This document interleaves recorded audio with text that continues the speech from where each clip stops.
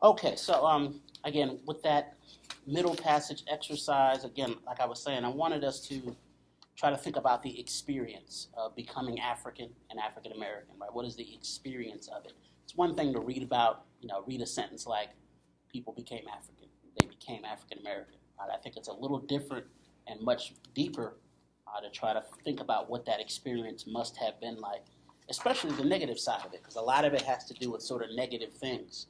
Um, because it was a traumatic experience overall. In many, many different ways, it's going to be a traumatic experience. As people are moving from the old world to the new world, as they're moving from Africa to the Caribbean to what becomes the United States, they're going through a number of traumatic processes. Even in the best case scenario, right? Even if they were voluntarily coming here, it would have been a difficult journey. Think about the fact that obviously they're not coming here voluntarily, and um, they're experiencing a number of negative things, right? So that's really what I wanted to accomplish in that little 10 minutes of kind of torture that I gave you. Think about that 10 minutes becoming 2 months, 3 months, 4 months. Right? Sometimes it took as long as 4 to 6 months, in fact, even for folks to get here, based on things like bad weather or any number of other difficulties that might happen on the ship. I wanted you to think about, again, the dislocation, the disruption, people being taken from family and community in ways, and from really what were the most important things in their lives. And in the film, again, you see how important family is. Right? People identify themselves, they give you their name, and they also give you their family. They give you their community, right? You really were seen as a part of that community and very much attached to that imagined community. And so to be taken from that in and of itself was a huge kind of blow. Couple that with the physical issues I tried to lay out really quickly while keeping it at a kind of PG rating. I think about the actual difficulties of this middle passage. People that are injured, bleeding, health issues of various types. Disease spreads rampant on these ships. People are literally dealing with physical as well as psychological issues as they kind of get here. But again, keep in the back of your mind that they do survive. Right? They do find ways to survive. Not all of them are going to survive. Some die in the process of capture. Some historians have estimated that between 10 and 40% may die on the ship. But people do survive this, come out of this, and become sort of Africans in America, and then become ultimately African Americans. So I don't want to say there's a happy ending, but there's a survival story in this that I always want you to think about. Even as we talk about negative things, there is going to be some hope that comes out of that. Try to mention things like food as being an issue. A basic necessity like food could be a challenge for these folks as they're becoming something new. Imagine, for example, if you're Muslim and the ship captain is trying to feed you salt pork. You refuse because it's against your religious beliefs, right? You'd rather die essentially than do that. But for the captain, that's seen as resistance. If you let one slave resist, that actually might endanger the whole voyage. You let one resist, others might get hopeful and try to resist. You might have a mutiny on your hands. Right? So this is where the mouth openers and thumb screws and other implements of torture come in. Right? This really indicates a larger process of, like I said before, making people into slaves. Right? They're trying to make people into slaves. They're never completely successful in that process. But why do I say that? That they do become slaves, but they're never completely successful in that process because resistance was always present. Right? A slave would be somebody that wouldn't resist anymore, would sort of do what you told them forever, unquestioning. And you wouldn't have to worry about resistance anymore. People are going to be constantly worried about resistance, and we're going to see various types of resistance to this. So that's why I say they're never completely successful, but they might have some levels of success in terms of making people do what they wanted to do, at least on the surface, right? A lot of that involved violence. A lot of that involved forcing people to do things, exercising power over them in order to make them do things the hope was that they ultimately would accept their new status, right? That they would accept the fact that they are now slaves, despite the fact that they were free. They may have been, upper class. They may have been royalty, in fact. Equiano, his narrative talks about this idea that he has to become a slave. He'd been so used to freedom and how that process is really going to take some time. I'll talk more about that I get to the term seasoning process here. I mentioned the death rates, right, as much as 40% in the worst sort of cases, and the time to travel anywhere from 5 to 8 weeks later on when technology gets better to 12 to 20 weeks early on in this process. This could be a horrible trip. It could be a horrible trip.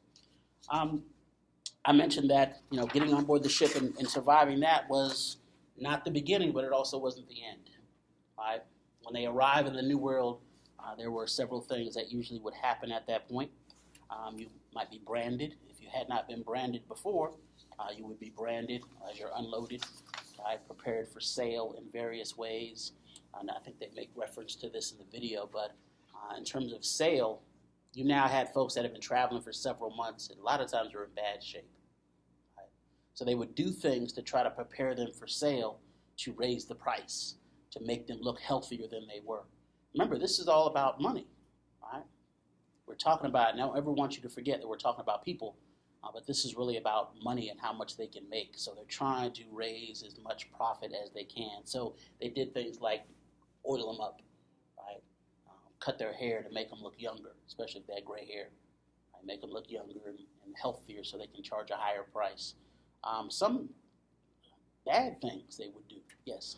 Didn't you say, I remember reading something about they would lick their chins or something to see how old they were, to see if they Some owners and some traders had different tricks they thought they could, and especially people coming to buy them might have certain tricks to try to outsmart the traders. So, for example, when my hair grows out and my beard grows out, I got a lot of gray in my beard. If I cut this off, I can look like 15 years younger. So a slave trader, that's the first thing he might do is shave my head and shave this down. So a sort of savvy buyer might say, okay, how can we kind of figure this out, right? What I want you to keep in mind is they're inspecting people like they're property, like they're commodities, and they're not even treating them as people. In terms of gender, this could be even worse. Women had to go through various types of inspections. You can imagine, sort of being, and some people talked about inspecting them like horses, opening their mouth and looking at their teeth, for example. Other female parts of you, you know what I'm saying. All right, so imagine as a woman being sort of violated in that way, especially coming from a traditional society where maybe no other man was supposed to even touch you.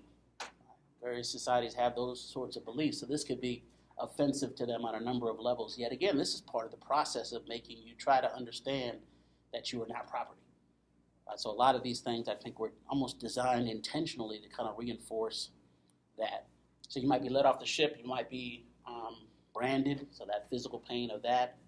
If you were fortunate enough to make this voyage with your family intact, like say a husband and wife and children or whatever, all make it over, which again could be rare. You might have already been separated or somebody may have already died. Now you're going to be bought by somebody. And your new owner may or may not want a whole family. They might be like, I just want him. And so family separation at this point was definitely a possibility if that family had even made it this far. You might be terrified by this new stranger now that owns you. Right? What if this person is a straight-up serial killer? Right? You don't know who this person is. So that kind of terror would set in as you sort of begin this new life and kind of learn your new role. So there's just a lot of psychologically that's going into it. It's exhausting even just to talk about it. Imagine trying to go through it, right? Imagine trying to live through that process. And I wanted us to think about this experience, right? The experience of this even before we kind of talk about statistics and things and more traditional understandings of this like you might get out of the chapter. I want you to look at this through the eyes of the people going through it. Right? That's one mistake we sometimes make in history is just talking about people or looking at them. What might they see? Right? What might they be seeing in this process? I think is just as interesting a question to keep in mind. Okay, with that sort of understanding, then we can kind of place this in a larger context and thinking about the slave trade and thinking about what slavery is going to come to look like. Now, I often use these terms interchangeably, right? Slave trade versus slavery. They're really not exactly the same thing, right? Slave trade is this process of acquiring people. Slavery is the institution itself, right? What that's going to develop and last, several hundred years that people lived in. But the process of acquiring them is really the sort of trade itself. And that was a massive process involving various parts of the world. And a long-term process, several hundred years worth, for example. We've debated, and talked a bit about, the African role in that, right? Which again still is a controversial subject.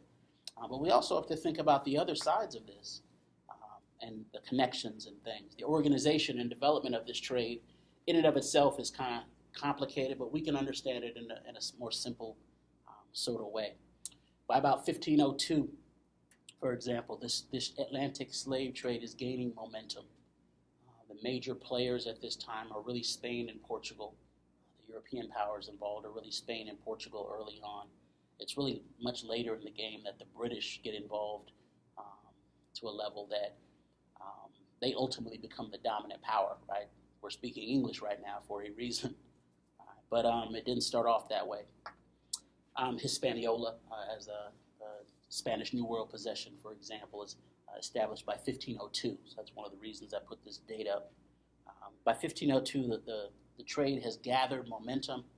And by 1518, there's a direct sort of shipping route from Africa to the Americas. So when you think about this triangle trade again, last time, Europe, Africa, New World, there's a direct line, the kind of middle passage line is established already by 1518. It's going to go for another 300 years, 350 years, essentially, well into the 1880s in certain parts of South America and the Caribbean, in fact. So this is the long-term process. I want you to think about how long these things are. So you said the direct shipping route was from Africa to the New World? Yeah, there's a direct route from Africa to the New World. They go from Europe to Africa, trade, and pick up people, and then go to the New World. So that's basically when the triangular trade was formed? Yes. By the early 1500s, it's already established and in place. The people in charge of it may change, but it's already in place that early. So in some respects, again, this is an African-American history class. You might think we were just going to talk about the United States. The U.S. is very late. Right? Jamestown is not founded for another 100 years. 1607. The first 20 Africans are dropped off in Jamestown in 1619. So that's over 100 years after the Spanish particularly were bringing folks to the New World and to the Spanish colonies. So it's a much longer institution. It's going to change over time, and we can talk about some of those changes, how things might differ. We've talked about African diversity, right? The diversity on the continent itself. We talked about these great civilizations that were already in place. Remember, I told you I felt like that's where we have to start, right? Because so many stereotypes of African peoples existed at the time and still exist, that I felt like we had to begin there and dealing with that, right? We've talked about how race is constructed and imagined community and all of that. But again, think of that within the context of this larger slave trade. This larger slave trade is particularly important. This is a way I think you can take details from chapters 1 and 2 and think about how they really make sense. Right? What do I have to remember? What's important? It should start to become apparent when you think about the bigger picture. What are people doing before contact? How did they get here?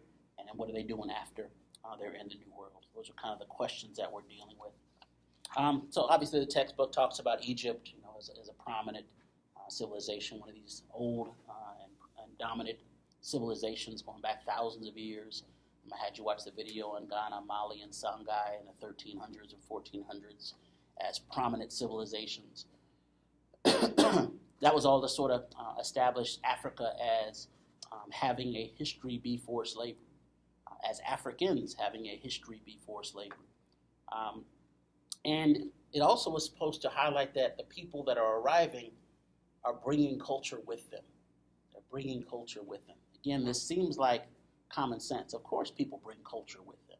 Right? They're going to bring their language. They're going to bring certain ideas about the world, maybe religious practices or family beliefs. Right? Of course they're going to bring that with them. But the idea was these people didn't bring it. Right? A lot of the historians of the time said that Africans were, quote unquote, like blank slates or blank blackboard. Right? Before I wrote anything on this whiteboard, there was nothing there. Right? A lot of people said, well, that's like the way Africans were. They didn't have any culture. Right? They everything they had came from slavery. We've already exposed how that's not true. They're going to bring certain things with them. They're going to have certain retentions. So this term African cultural retentions. Basically what that means is that certain culture stays with you despite the difficulties of the Middle Passage, despite leaving your home and maybe even losing certain aspects of your culture. Like maybe you forget what language over a generation or two, maybe you can't speak your traditional language anymore. But something will survive. We still see evidence of African cultural retentions in this country, dramatically. The banjo, for example, is known as coming from Africa. Okra. Certain words in the English language have been traced back to Africa. The word okay, some linguists have traced back to African society. So even this much, even this much time having passed, has not eliminated all sort of African cultural beliefs. Yet this was the theory at the time, that these folks came over and they lost all their culture immediately. That's not true. That's what the term African cultural retentions mean. What stayed with them? What were they able to maintain? If you see that term, that's what it refers to. Some of it had to do with religion, and there was religion before European contact that we've already seen. Islam obviously is one important one. We saw that represented in the movie Roots, but that's not the only religious tradition. We talked a bit about sort of more traditional African religious forms, Christianity. Any number of religious practices and beliefs may have existed on the continent. And a lot of that is going to be transferred to the New World. Some of it goes through certain changes. I gave you the term syncretism last time to talk about, say, a New World religion like Voodoo, Haitian Voodoo, or Santeria, these sort of mixtures of traditional religion in a new place, taking on some new characteristics, right? Really a blending, right? So syncretism refers to a kind of blending of cultural forms. So if you see those terms, retentions, African cultural retentions, or African syncretism, that's what they are talking about. Right? That's what they are referring to. Islam, though, does play an important role, politically even, as it spreads through the continent after the 8th century. It would have an impact. Even if folks didn't convert, they're going to be impacted by the religion in some important ways, including when we looked at Ghana, Mali, and Songhai, right? That religion in particular, and some of the politics around it, warfare and other things, are impacted by the sort of power of Islam at this time. 1492 is another date I could have put up. Right? That's the date we sort of identify with Columbus. I won't say discovering the New World, but encountering the New World. Right? Because how can you discover people that are already there? He discovers it for Europe, but those people knew they were there. Right? They knew they were living. But essentially, we think of that as kind of the beginning, the opening up of things. Many historians have argued that there was contact between Africans and the New World long before that. And there's evidence that there may have been contact between Africans and the New World long before Columbus's contact. In the video, they're talking about African societies that may have sailed off and had contact with the New World and traded with people outside of the continent much earlier. There's evidence, the Olmec statues and things that had African features in parts of Mexico and other parts of South America, where anthropologists are like, wait a second, these statues are from the 1300s, and they have broad noses and like afros and stuff. Like, people are, wait a second, they must have seen somebody that looked like this before Columbus, right? So there's various types of evidence about earlier contact between Africa and people in the New World, with a lot of which you can find even on videos and things on YouTube, some really interesting theories about that. There's a famous book called They Came Before Columbus by a guy named Ivan Van Sertima that talks about some of this evidence as well. For our purposes, we'll mostly be talking about 1619. In 1619, the first 20 Africans are dropped in Virginia, which is the first colony that becomes the U.S. So we're going to end up being mostly interested in that. We'll talk more about that next time, because Virginia is particularly important in sort of the early history, early laws of slavery and such, which we'll go into in some more detail. So we're mostly interested in the period after 1600. But That's not to say there isn't earlier contact. You'll hear about various theories about earlier contact. Sometimes you'll hear, or textbooks will say, or historians will say that there is a kind of numbers game here. Numbers game. Now, when we say game, I don't mean that it's a game, like it's something to be played with. But there's a question about numbers. How many people are actually affected by this? Right, that middle passage exercise we did. How many people are we talking? Most scholars now say about 12 million or so are going to arrive in the New World. Some scholars say, well, if 12 million arrive alive in the New World, that means that at least double that number are going to be impacted by this Atlantic slave trade. Some scholars have said as many as 100 million people may have been impacted by this, between warfare, between societies, people dying in the process of capture, people dying in the Middle Passage. Right, that this would have a major impact on the continent itself. Right, so the numbers are important to think about the kind of massive scale here, but really it's about the significance of it, the impact. Yet most folks agree that about 12 million or so arrive in the New World. And there are actually new programs and things online that trace some of the ship's manifest and can trace the numbers of people coming over. We'll never know exactly. We don't have a record of everyone. A lot of folks are going to be smuggled over. People's names have changed, these sorts of things. So the numbers are never going to be exact, but we feel like we have a better idea about kind of the scope of this now. And the foundations of this trade are really in the kind of 16th century Spanish colonists.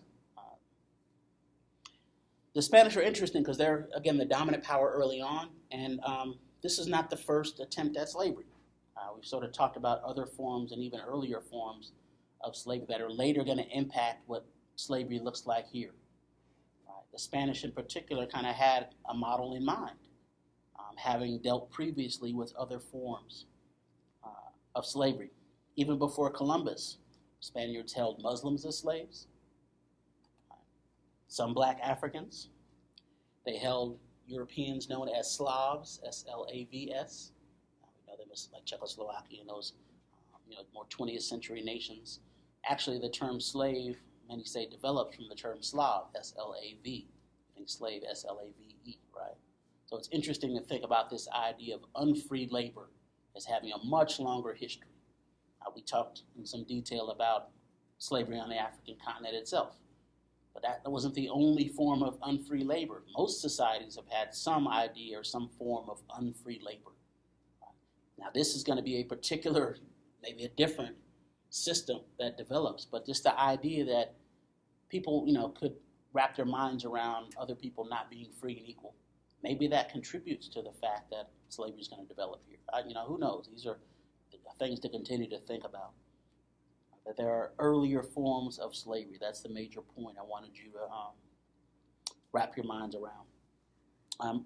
But once the New World is open, right, Columbus is significant in terms of what he's going to do for Europe, because once he opens up the New World for Europe, that's a whole new area now that's going to impact this slave trade.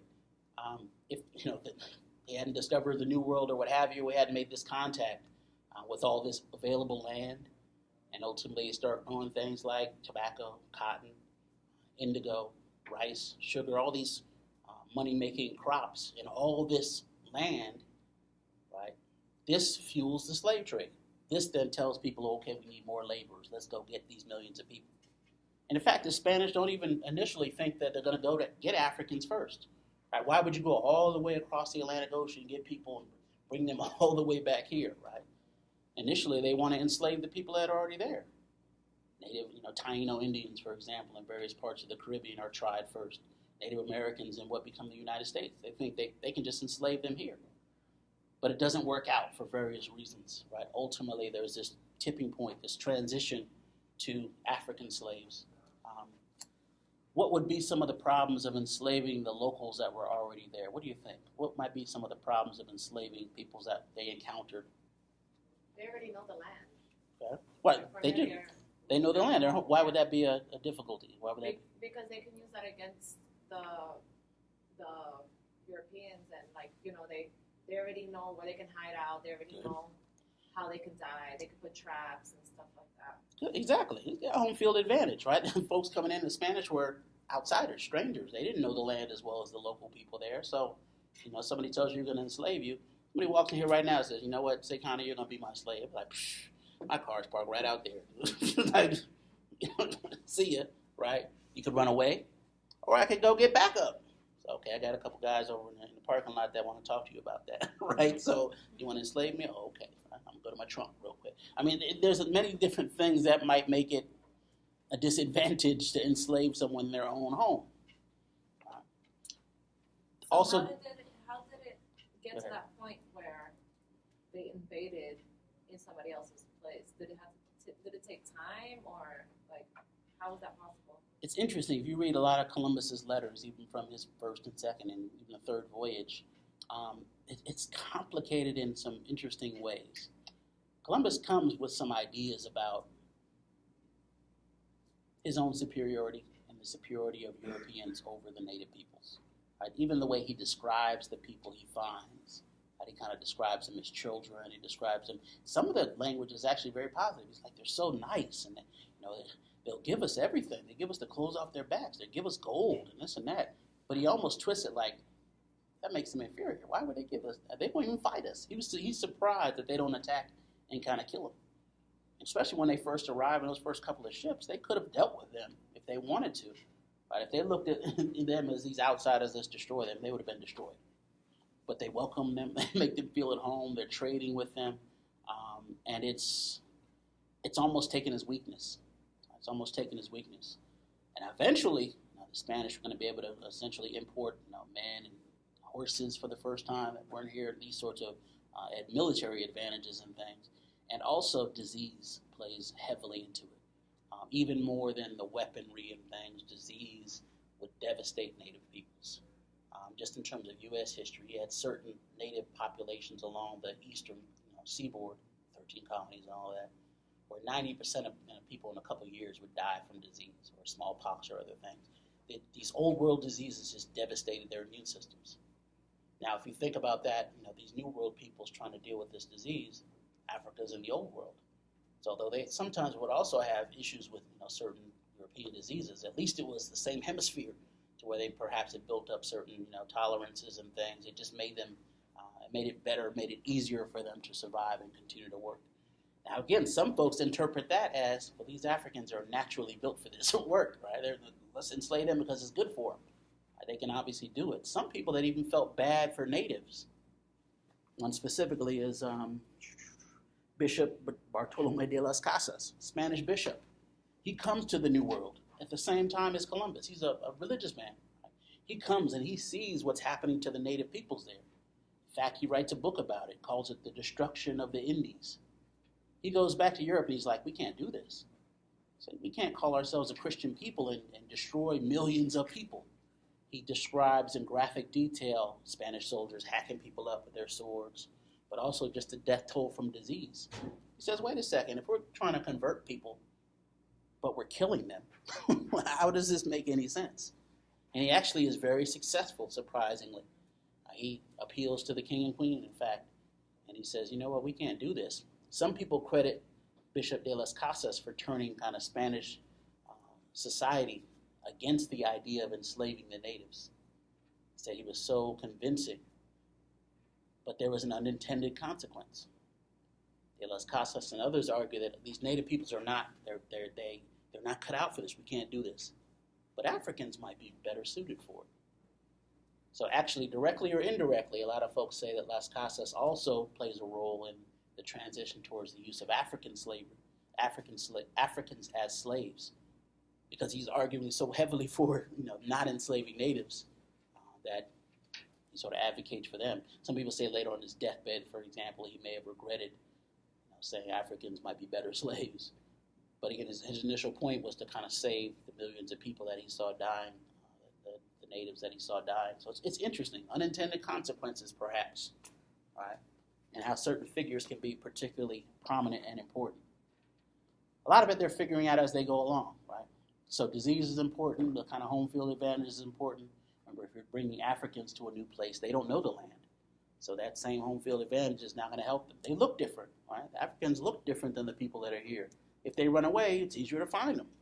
They don't speak the language, right? All these things may have helped fuel the transition to Africans as the primary labor force. We'll talk about some more of this in terms of indentured servants and things in Virginia next time with the laws.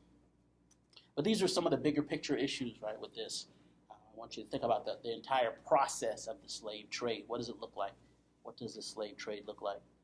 Remember the Spanish and really the Portuguese and the Spanish are the early two kind of dominant powers.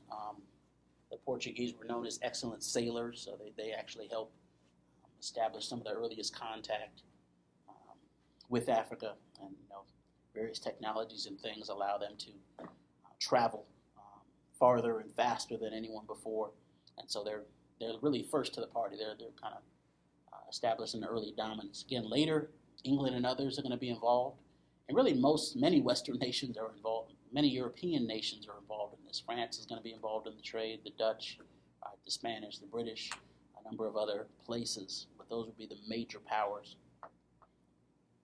We've talked about this contact with Africa and how initially it's a smaller European presence. Later, there's going to be a larger European presence on the continent. They're going to be able to do things like build castles and forts. Elmina Castle, for example. Right, initially, Elmina is built, it's this big castle built on the coast in Ghana. Initially, Elmina means the mine. It was about trading and mining, right? Precious metals and things. But eventually, the slave trade becomes a more valuable trade than this earlier. So Elmina goes from holding, precious metals to holding people. This is how the trade develops over time. And this Elmina Castle would fall through the hands of various European powers. Ultimately, the British take it. They're going to use it for their own purposes. One movie I've seen talks about these castles on the coast and how they had these big cannons and guns on the walls. But if you look at them, the cannons were not pointed towards the interior of Africa. They weren't pointed to sort of shoot Africans. The guns were pointed towards the water to defend from other European nations that were coming in trying to take the castles. So again, this is about European nations competing with one another for control of the trade.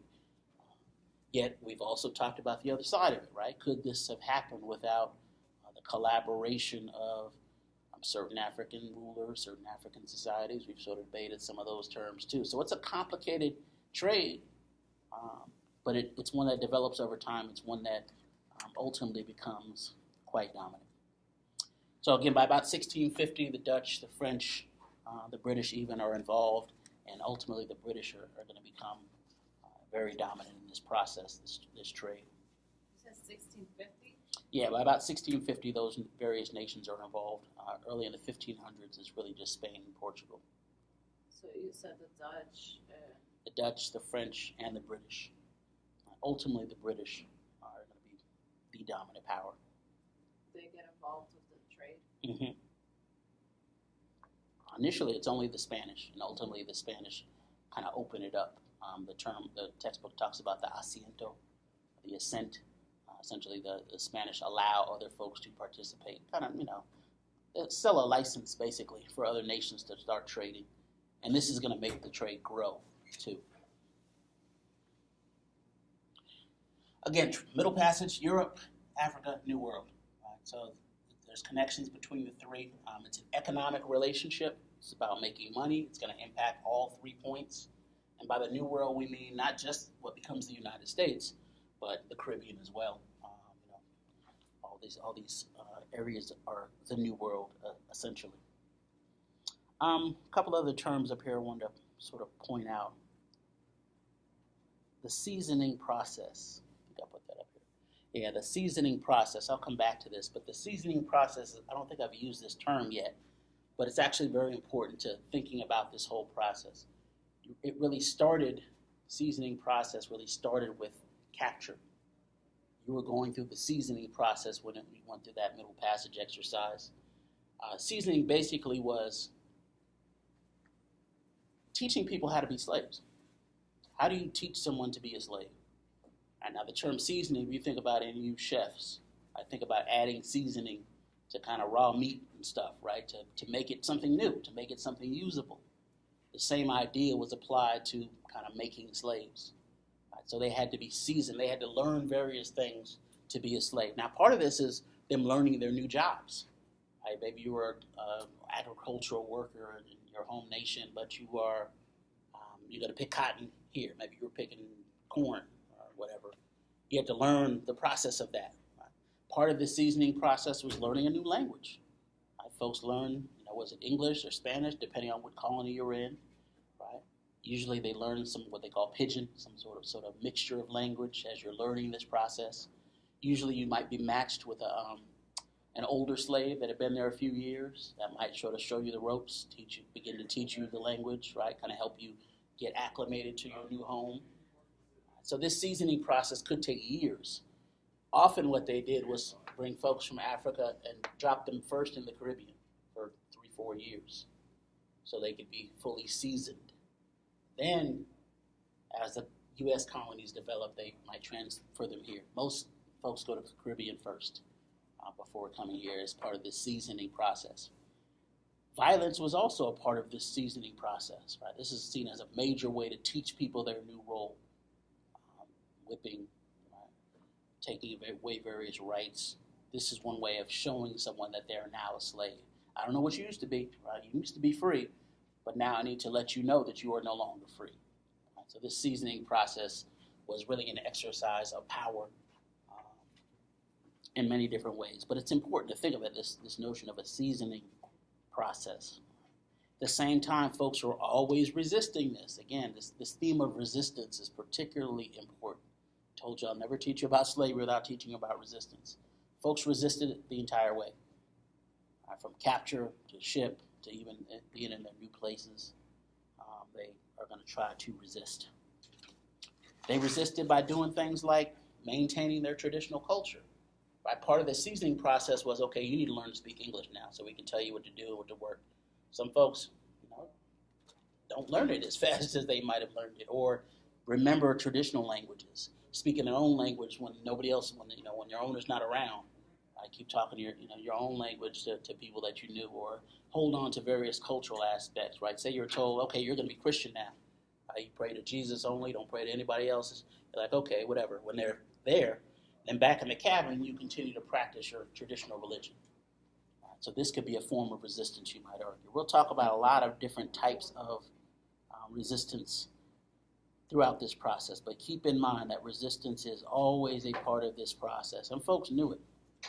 That's one reason they were so violent, to try to stamp out this resistance. So again, in terms of just general numbers and things, again, that's one level of understanding the slave trade. I wanted you to have a kind of deeper understanding of it using some of these terms here. Think about the power involved. Think about the fact that this really involves economics. This is an economic relationship. This is a way of making money. And as we know, people who do things to make money, historically and even today, right, will do things that we know are wrong, especially when there's big money involved. And there's going to be huge money involved in this process. The slave trade is going to make Europe wealthy. There are a number of port cities that explode in terms of their population, in terms of their power, because of their involvement with the slave trade in Europe and even in the New World, even in the U.S. So there's a lot of money involved, and the economics cannot be divorced from this discussion.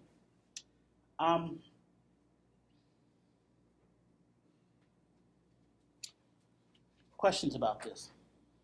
I have a question. I thought we were going to watch this. No.